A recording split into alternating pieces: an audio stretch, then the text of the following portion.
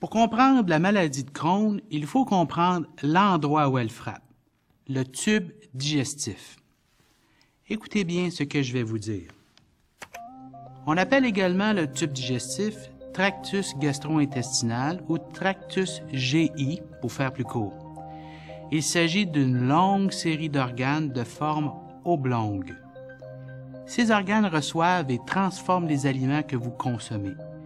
Ils sont reliés entre eux par des soupapes appelées sphincters. Les sphincters s'ouvrent et se referment quand c'est nécessaire, comme de petites portes. Le tube digestif commence dans la bouche et se termine, eh bien, à l'anus. Pour mieux comprendre comment il fonctionne, nous allons voir ce qu'il advient d'une délicieuse pointe de pizza au fromage après que vous l'avez avalée. Vous commencez par prendre une bouchée, vous la mastiquez, vous l'avalez et vous passez à la bouchée suivante sans plus y penser. Votre tube digestif, lui, commence à peine à travailler sur cette première bouchée, mais je vais trop vite. Revenons à votre bouche. Lorsque vous mâchez, les glandes salivaires libèrent de la salive dans votre bouche pour humecter les aliments mastiqués et les préparer à la digestion. Lorsque vous avalez, votre langue pousse la bouchée dans votre gorge. La bouchée descend ensuite rapidement le long de votre œsophage pour atteindre votre estomac, sous l'effet d'un mouvement musculaire appelé péristaltisme. Votre tube digestif se sert du péristaltisme pour faire avancer les aliments sur toute sa longueur et ensuite pour les évacuer de l'organisme. La pizza pénètre ensuite dans votre estomac où elle entre en contact avec des sécrétions très acides et avec les sucs digestifs. Commence alors le processus de dégradation qui permettra à l'organisme d'extraire le maximum de nutriments de cette cochonnerie au fromage que l'on aime tant. Votre estomac travaille un peu comme une machine à laver, à la différence près que l'acide et les sucs digestifs remplacent le savon. Il se contracte puis se détend pour bien mélanger la pizza au sucre digestif. La pizza se transforme peu à peu en une bouillie ou flotte de gros morceaux. Une fois le processus achevé, la nourriture est poussée dans l'intestin grêle où les nutriments sont absorbés. La pizza se trouve à présent dans votre duodénum, le segment le plus haut de votre intestin. C'est le premier d'une série d'organes remarquables qui fait environ 8 mètres ou 26 pieds de long et qui sont repliés sur eux-mêmes pour tenir à l'intérieur de votre cavité abdominale, un peu comme un tuyau d'arrosage.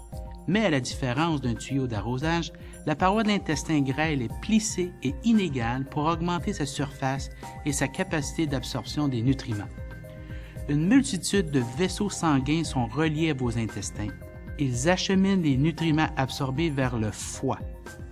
La paroi intestinale sécrète également un mucus qui vient lubrifier la bouillie formée par les aliments en cours de digestion. Elle sécrète également de l'eau pour mieux dissoudre les aliments. Une petite mise au point pour faire en sorte que nous soyons tous sur la même longueur d'onde. Lorsque nous parlons de digestion, nous faisons allusion au processus qui consiste à dégrader les aliments pour permettre à l'organisme d'absorber les nutriments qu'ils contiennent. D'autres organes, comme le foie et le pancréas, libèrent des substances appelées enzymes dans l'intestin pour faciliter la digestion des protéines, des sucres et des gras contenus dans la nourriture. La plupart des nutriments contenus dans la pizza seront extraits dans l'intestin grêle.